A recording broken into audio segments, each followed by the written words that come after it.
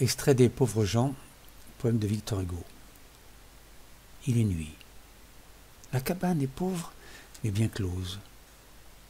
Le logis est plein d'ombre et l'on sent quelque chose qui rayonne à travers ce crépuscule obscur. Des filets de pêcheurs sont accrochés au mur. Au fond, dans l'incoinure, où quelque humble vaisselle aux planches d'un bahut vaguement étincelle. On distingue un grand lit aux longs rideaux tombants.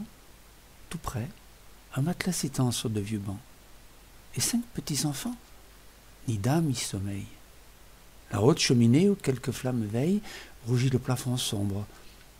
Et le front, sur le lit, une femme à genoux prie et songe et pâlit. C'est la mère. Elle est seule. Et dehors, blanc d'écume au ciel, au vent, au roc, à la nuit, à la brume, le sinistre océan jette son noir sanglot. L'homme est en mer. Depuis l'enfance, matelot, il livre au hasard sombre une rude bataille. Pluie ou bourrasque, il faut qu'il sorte, il faut qu'il aille, car les petits enfants ont faim. Il part le soir quand l'eau profonde monte aux marches du musoir. Il gouverne à lui seul sa barque à 4 voiles. La femme est au logis, cousant des vieilles toiles, remaillant les filets, préparant l'hameçon, surveillant l'âtre au bout la soupe de poisson. Puis, priant Dieu sitôt que les 5 enfants dorment, lui, seul, battu des flots qui toujours se reforment, il s'en va dans l'abîme et s'en va dans la nuit. Dur labeur, tout est noir, tout est froid, rien ne luit. Dans les brisants, parmi les lames en démence, l'endroit bon à la pêche est sur la mer immense, le lieu mobile, obscur, capricieux, changeant, où se plaît le poisson aux nageoires d'argent. Ce n'est qu'un point, c'est grand 2 fois comme la chambre. Or la nuit, dans l'ondée et la brume, en descend pour rencontrer ce point sur le désert mouvant, comme il faut calculer la marée et le vent, comme il faut combiner sûrement les manœuvres. Les flots le long du bord glissent, verte couleur. Le gouffre roule et tord ses plis démesurés et fait râler d'horreur les agrès effarés. Lui songe à Chajani au sein des mers glacées. Et Janie en pleurant l'appelle, et leurs pensées se croisent dans la nuit. Divins oiseaux du cœur. Elle prie, et la mauve, au cri rauque et moqueur, l'importune. Et parmi les écueils en décombre, l'océan l'épouvante, et toutes sortes d'ombres passent dans son esprit, la mer, les matelots emportés à travers la colère des flots. Et dans sa gaine, ainsi que le sang dans l'artère, la froide horloge bat, jetant dans le mystère, goutte à goutte, le temps, saison, printemps, hiver. Et chaque battement, dans l'énorme univers, ouvre aux âmes, et ceint d'autour et de colombes, d'un côté les berceaux, et de l'autre les tombes.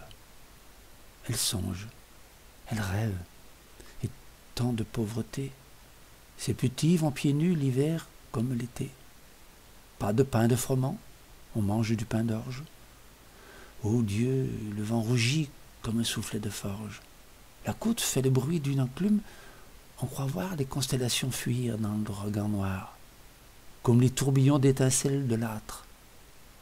C'est l'heure où, gai danseur, minuit rit et folâtre sous le lot de satin qui illumine ses yeux. Et c'est l'heure où minuit, brigand mystérieux, voilé d'ombre et de pluie, et le front dans la bise, prend un pauvre marin, frissonnant, et le brise au rocher monstrueux, apparu brusquement. Horreur! L'homme dont l'onde éteint le hurlement, s'enfonde et s'enfoncer le bâtiment qui plonge, et sent s'ouvrir sous lui l'ombre et l'abîme, et songe au vieil anneau de fer du quai plein de soleil.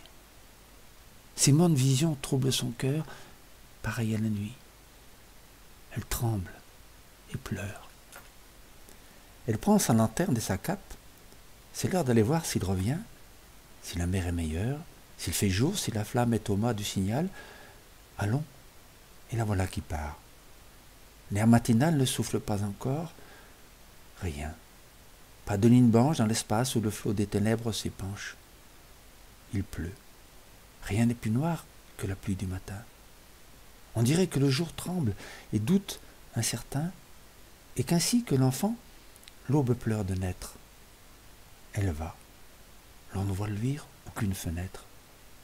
Tout à coup, à ses yeux qui cherchent le chemin, avec je ne sais quoi de lugubre et d'humain, une sombre masure apparaît, décrépite, ni lumière, ni feu. La porte au vent palpite, sur les murs vermelus branle un toit hasardeux.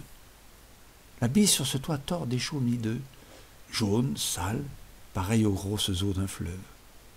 Tiens, je ne pensais plus à cette pauvre veuve, dit-elle. Mon mari, l'autre jour, la trouva malade et seule.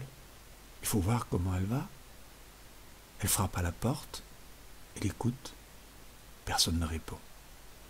Et Jeannie, au vent de mer, frissonne. Malade et ses enfants, comme c'est mal nourri, il n'en a que 2, mais elle est sans mari. Puis elle frappe encore. Et voisine, elle appelle.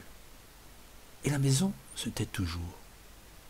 Ah Dieu, dit-elle, comme elle dort, qu'il faut l'appeler si longtemps. La porte, cette fois, comme si, par instant, les objets étaient pris d'une pitié suprême, morne, tourna dans l'ombre et s'ouvrit d'elle-même.